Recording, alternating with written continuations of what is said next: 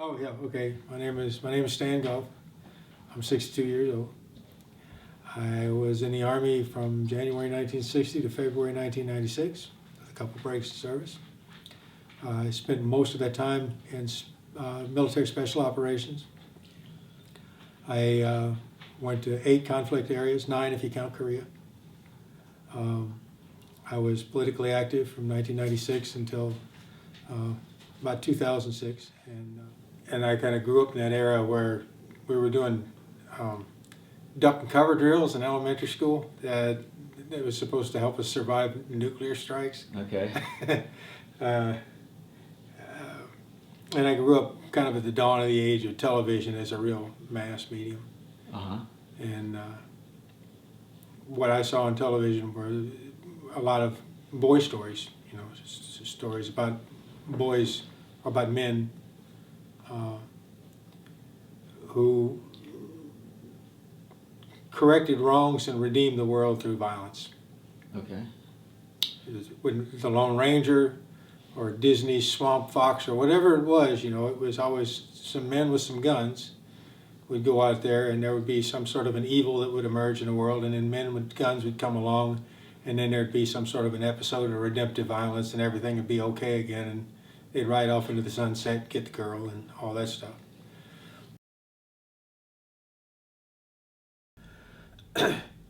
There was a lot of excitement and chatter one day about, we're going to get a kill. And it was like, I was curious about how somebody knew they were going to get a kill.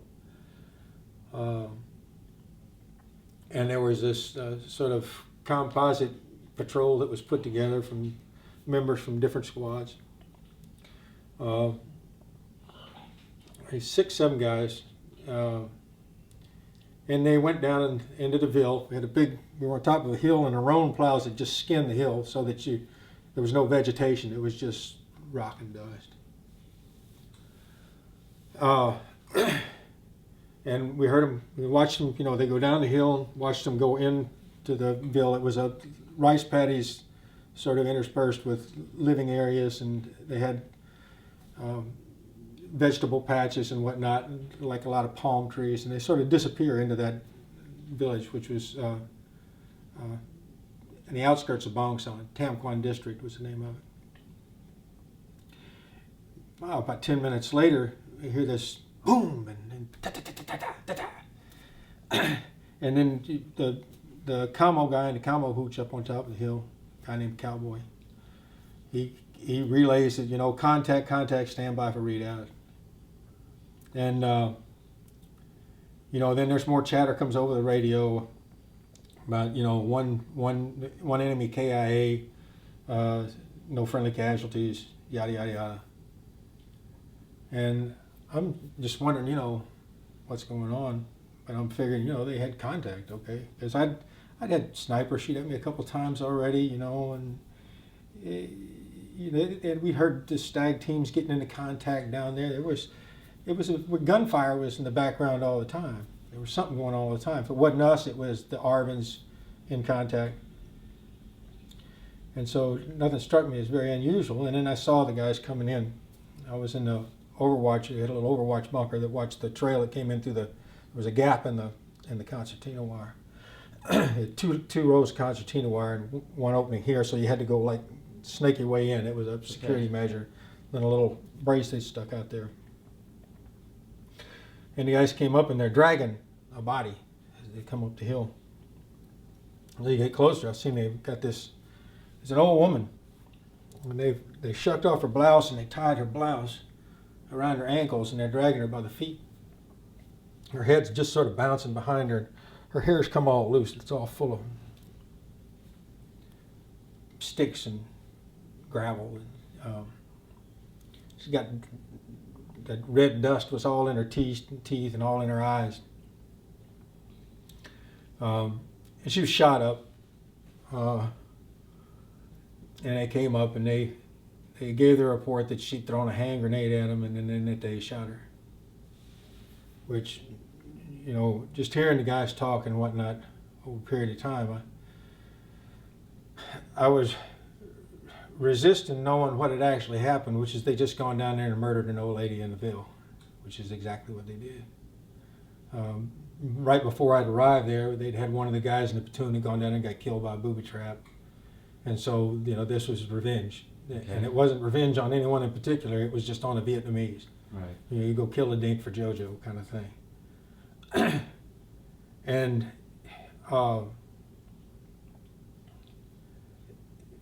everything that I knew had to be forgotten.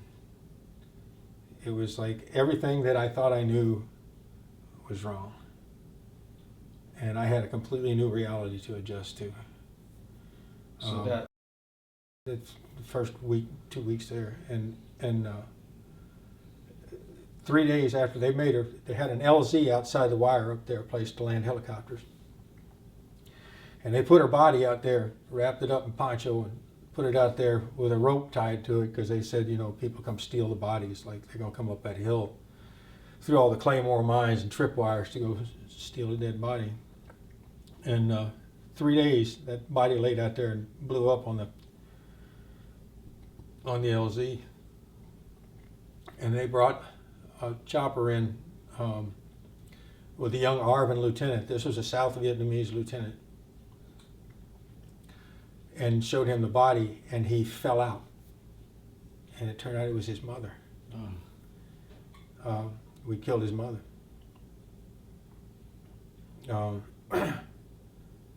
of course, he was enraged at the idea that she was out hoeing a vegetable patch, and these guys just threw a grenade to make the noise and then shot her up. They just picked her out at random because nobody was there as a witness. And over time, I realized that this kind of thing happened in Vietnam all the time.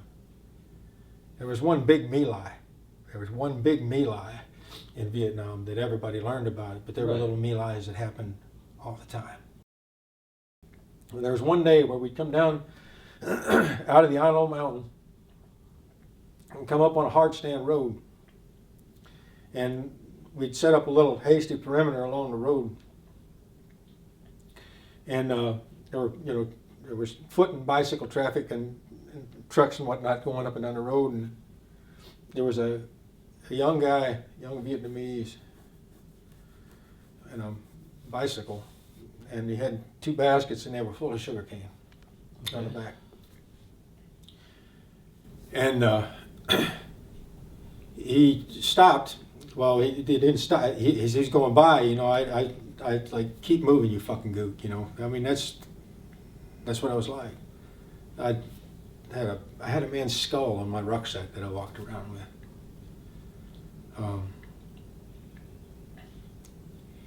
When I said that, I said, keep moving, you fucking gook. And he stops his bicycle, and nobody had ever fronted me like that before. Because we were pretty scary guys, we were teenagers with fucking machine guns. And he came back and he spoke a little English, which was unusual too. And he said, I'm Vietnamese. I called him a gook. He said, I'm Vietnamese, and you're an American.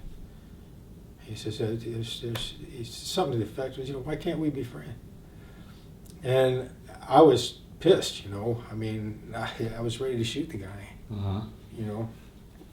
just because he was uppity, you know what I'm saying? And he pulled out a stalk of sugar cane and snapped it over his knee and handed me a piece, and then rode off. And something about that simple act of courage broke me right then, and I lost my taste for it. It was like that night after it got dark, I found myself. I ate the sugar cane. It was the first time I'd ever tasted sugar cane. Huh. Even though it was all around you. And that night I kind of came apart. I was crying in the dark, and I'd been someone who, like anyone else, like any other white kid, so I'm not a racist because I didn't call people niggers and things like that, you know what I mean? So I wasn't a racist. And then,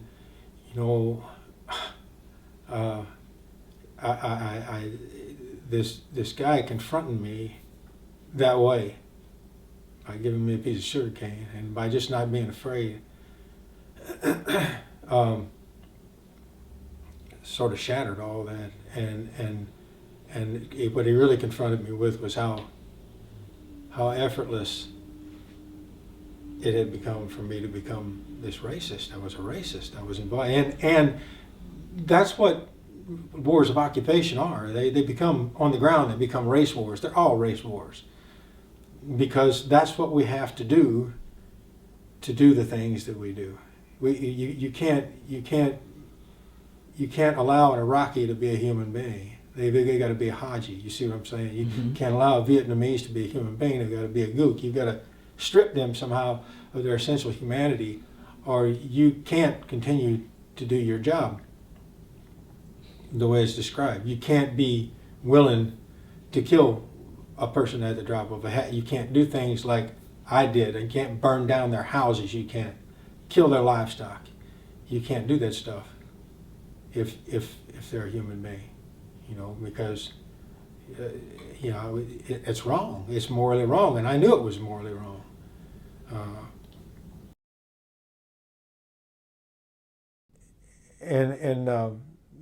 The longer I did this, and the more in touch I was with what was going on behind the scenes.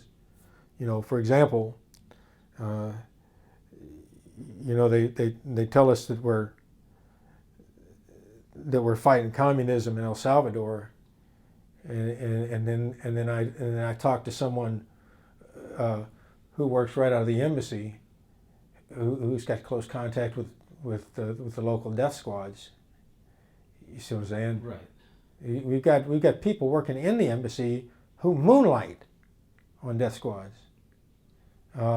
So what I'm discovering more and more with every one of these deployments, and when you get the intel summaries that talk about this is the guy that you're going to be working with in Peru, and here's the things that are sensitive, i.e. his human rights abuses and so forth, you find out that there's one narrative that goes out to the public in the United States, and then there's another narrative that goes on behind the scenes. And part of our job is to conceal what we actually do from the public. So it ends up, in a way, you have two enemies that you're dealing with all the time.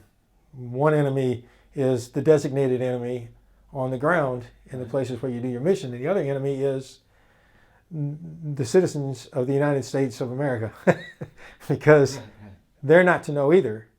I'll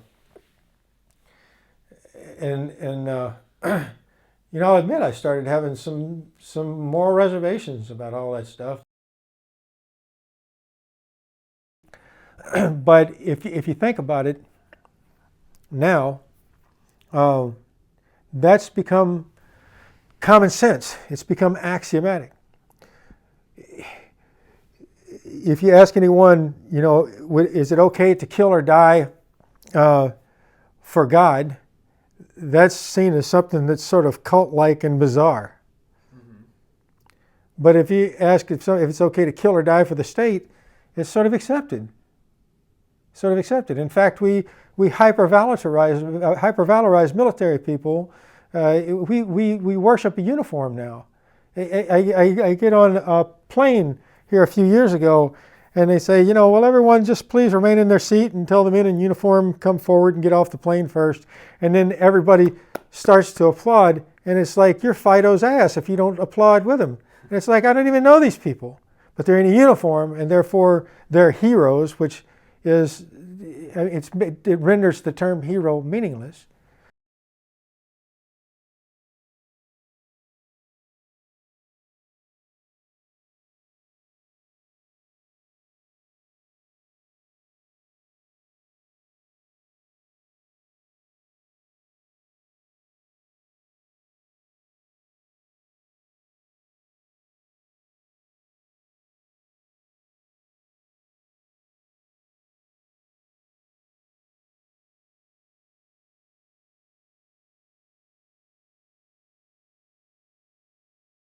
All human beings are born free and equal in dignity and rights.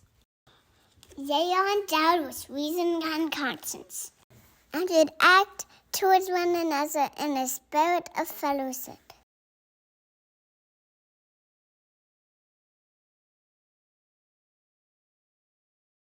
My name is Norman Solomon. I was born in 1951. I grew up pretty much in the suburbs of the United States, and so it was in my teenage years when the Vietnam War was escalating, and that was an awakening for me because I pretty much assumed the usual assumptions about the United States government being on the side of good and the Star-Spangled Banner and, truth, justice, and the American way. And gradually, in my mid-teens, which would have been 1966, 67, I came to worry about the real human effects of the escalating Vietnam War. I saw Ramparts magazine. I began to go to demonstrations. It was part of that zeitgeist that drew me towards first questioning and then actively opposing the Johnson administration and the Nixon administration. And in the last few decades, I really can't say that I've been disabused of that distrust of the U.S. government. And every president has, for me, articulated in terms of foreign policy some significant degree of mendacity and willingness to kill on a large scale on behalf of national goals that were at best problematic and often simply craven and vicious. I think of something that George Wald, the great biologist, said in a speech in 1969 when he went across the river from Harvard to MIT, and he said, the US government is in the business of killing. And that was true in 1969, it's true in the 21st century, and so we have that question of, are we going to come to terms with that, or are we going to elide and avoid and sort of let it go by and fail to challenge it? If you go to Luxembourg or some other small country, people would consider it preposterous, the idea that might makes right. But in the United States, as Senator Wayne Moore said, while the Vietnam War was being escalated, might makes right is the guiding U.S. foreign policy. You can dress it up in all the rhetoric, but that is the reality. And for many people in the United States, I'm sorry to say, I believe that a lot of that has been internalized, because if you've grown up in a country that is the mightiest military power on the planet, then you have sort of incentive emotionally to identify with military power as overlapping with moral righteousness. And we've experienced this repeatedly in recent decades with one war after another, largely being based on deception, as I write about in my book, War Made Easy, and also promised as being efficacious, you might say. Another way to put it is the author Adam Hochschild recently pointed out that wars are routinely based on two delusions: that the war will be quick and that it will leave the situation better than it was before the war started. And that's the sales pitch that one president after another has used. We remember the invasion of Iraq. It's going to be a cakewalk. Americans will be greeted with flowers and chocolates, etc., etc. And we can do it quick, and then we'll make things better. But look at Afghanistan. Did we make things better? Was it quick? I mean, the answers are clearly no. I think a lot of people in the U.S. through acculturation believe that we're being encouraged to conform to something that's fairly benign or even virtuous. But I'm among those who believe that perpetual war and militarism are very dangerous, and we should strive not only not to conform, but to effectively oppose.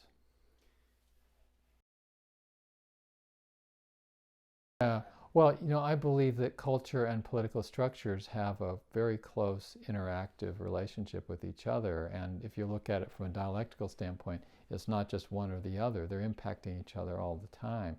And social movements, as Howard Zinn and others have documented, really have had these profound effects, whether you talk about the abolitionist movement or the civil rights movement of our own era and so forth. And so that's really somewhat of an imponderable. How did we get the Occupy movement? How did various social movements for women's rights, gay rights, anti-war, such movements springing up? And so there is as was the case with the Arab Spring, an imponderable. And without getting too esoteric about it, there can be a sort of a spiritual transmission by example, and people pick it up. So that is a cause for some optimism if we can generate that sort of energy. So it's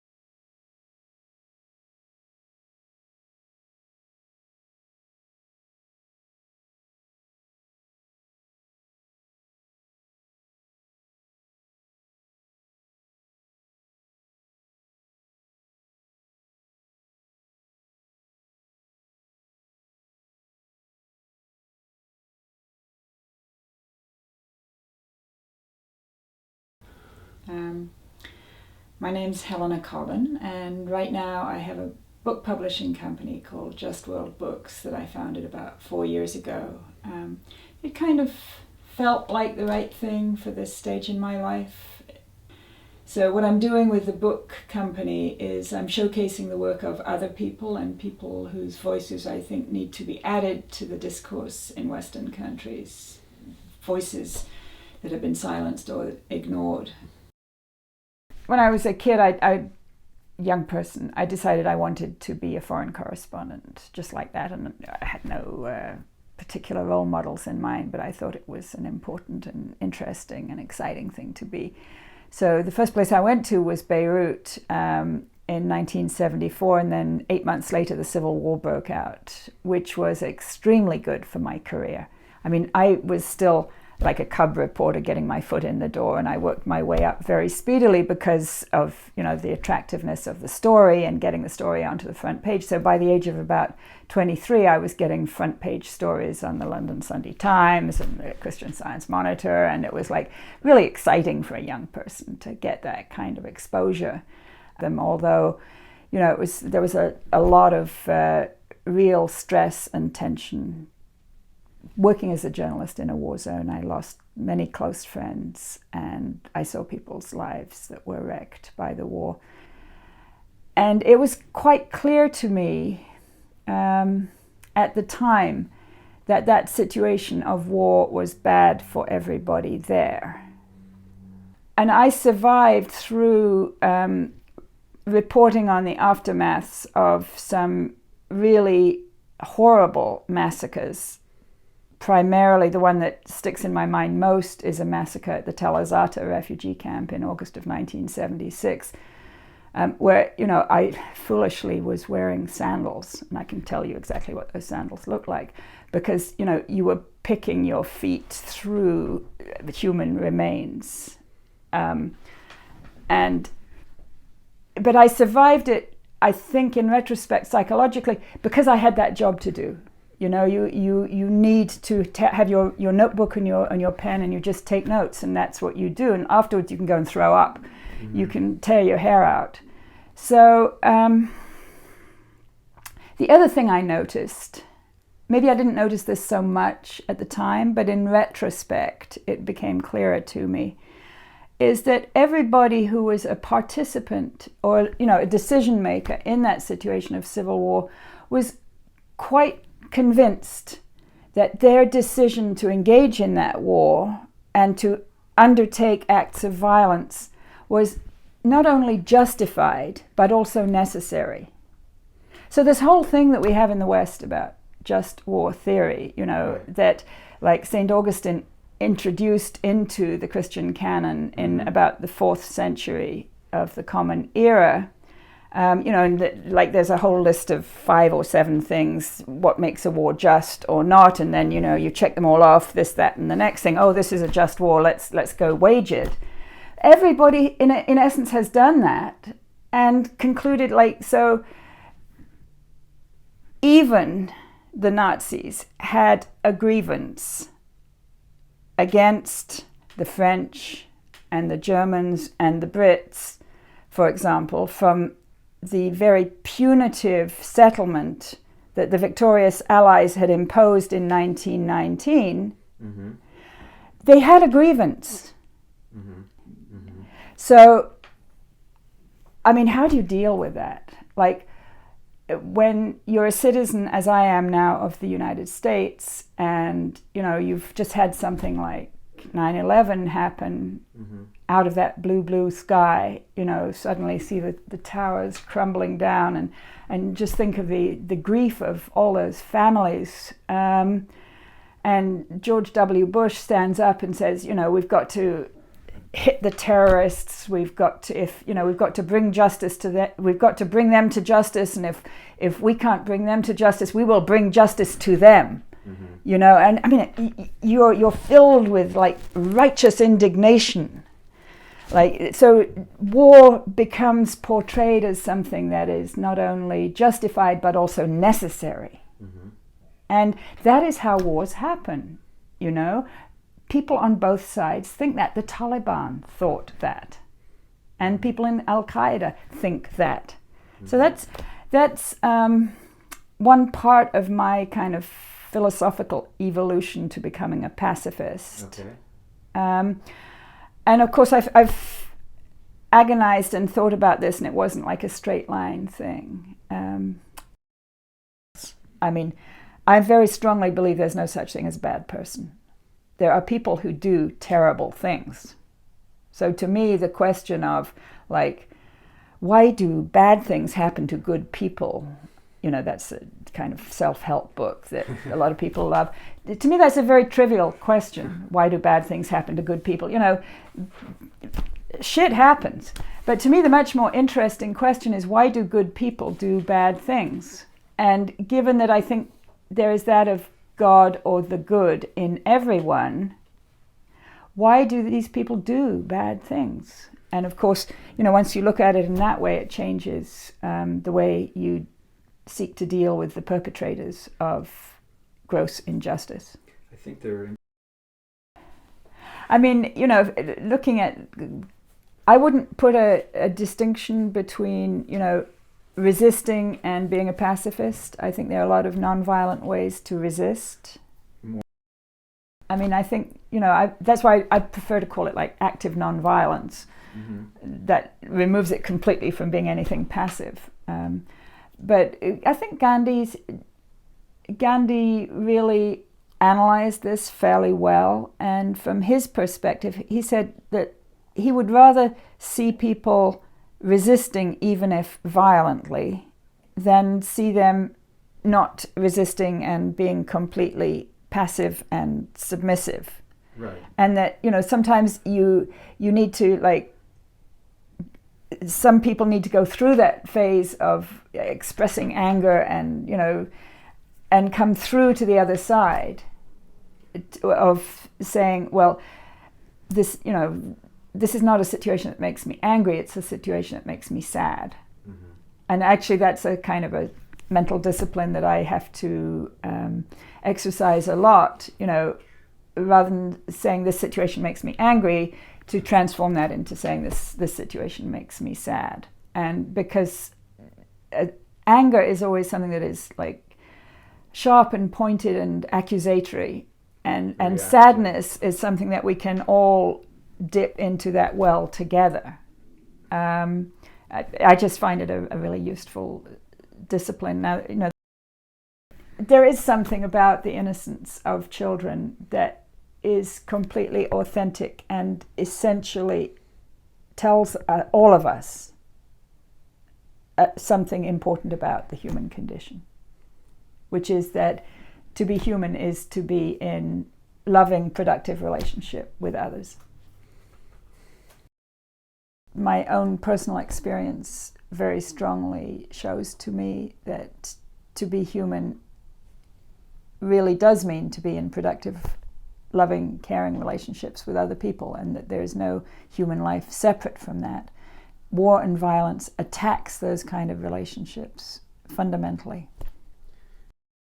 There's always going to be conflicts amongst people over the best way to do things, or conflicts over resources, but we have so many amazingly powerful mechanisms of negotiation or mediation or arbitration. I mean, we are lucky that we have grown up in an era where there is a United Nations, for all its flaws. That exists is something extremely valuable, and it needs to be celebrated at the same time that it needs to be reformed. Nonviolence. Love of the enemy, or the realization of the humanity of all people, is a fundamental concept of philosophical nonviolence. For many, practicing nonviolence goes deeper than abstaining from violent behavior or words. It means overriding the impulse to be hateful and holding love in the heart for everyone, even those with whom one strongly disagrees. This requires an opening of the heart and mind to all of existence and a deep love for all that is. Because we are all interconnected, to love oneself is to love everyone, to hate another is to hate oneself. Because violence is learned, it is necessary to unlearn violence by practicing love and compassion at every possible opportunity. For some, the commitment to nonviolence entails a belief in restorative or transformative justice, an abolition of the death penalty and other harsh punishments. This may involve the necessity of caring for those who are violent.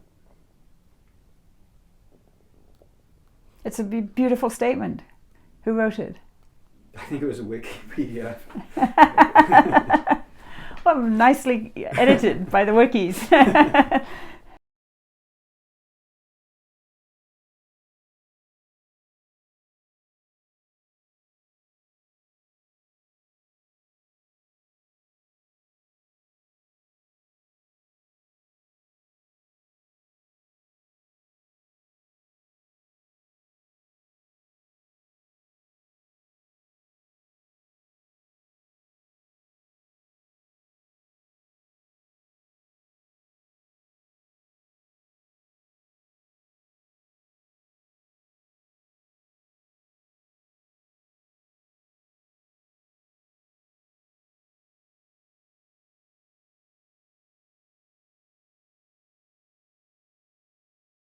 My name is Robert Shear. I am 79 years old, and I've been doing this for a long time, giving interviews, covering wars, politics, life, and I think I'm still pretty fresh in my approach to it.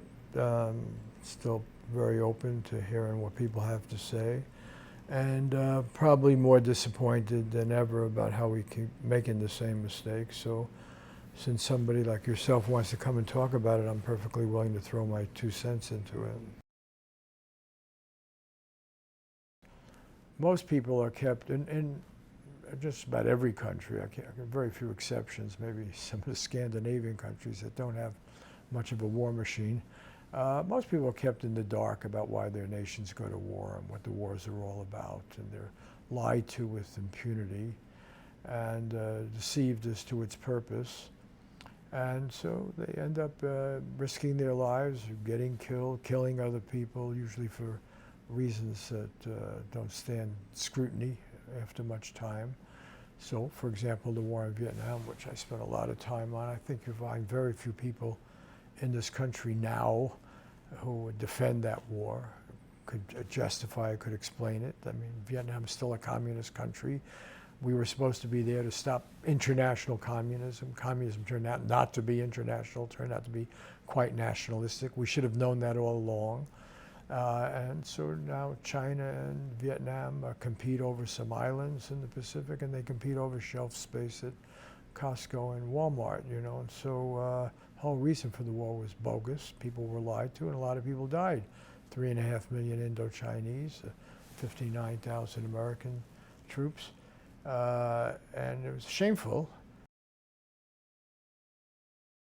That's what the Pentagon Papers was, that Daniel Ellsberg exposed.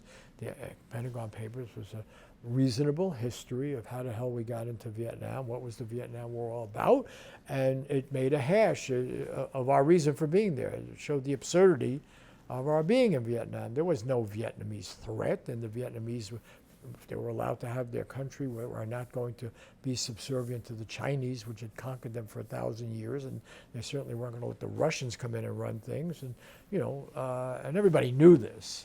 You know, you just had to read a book or two, or something, you would know that. So the lying then is quite deliberate on the part of people who know better. Now, the masses of people that you brought up are not in a position to know this, because you know, it means seeing those documents, very often that are classified. So that's why Daniel Ellsberg faced over 100 years in jail for releasing the Pentagon Papers, a document that really is basically a history that we all needed to read. Should have been obligated to read, you know. Before you vote, you should have had to read it. But, you know, no, I mean, nothing like that. We would be denied. And because it made a mockery of why 59,000 American troops got killed. and 3.5 million Indochinese. So, and even McNamara at the end in that movie Fog of War, I mean, it's very clear it made no sense.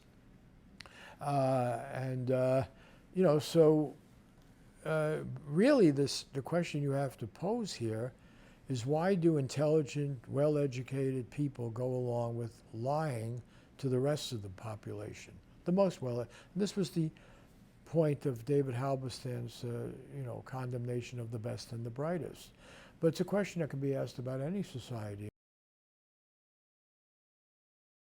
And so we're in a situation now where we go along with horrible, horrible things. So the question of conformity then is not a bland one. It's the way Hannah Arendt put it about the banality of evil. It's absolutely critical, and she wasn't suggesting that the evil itself is unimportant, or she was just saying it becomes all too common, all too acceptable, and not seen as evil. It becomes ordinary. And it seems to me this is the big question. I'm returning to your original question of the Lippmann arrogance and so forth, that the masses can't be trusted with these decisions. The fact is, it's the elite that cannot be trusted with these decisions.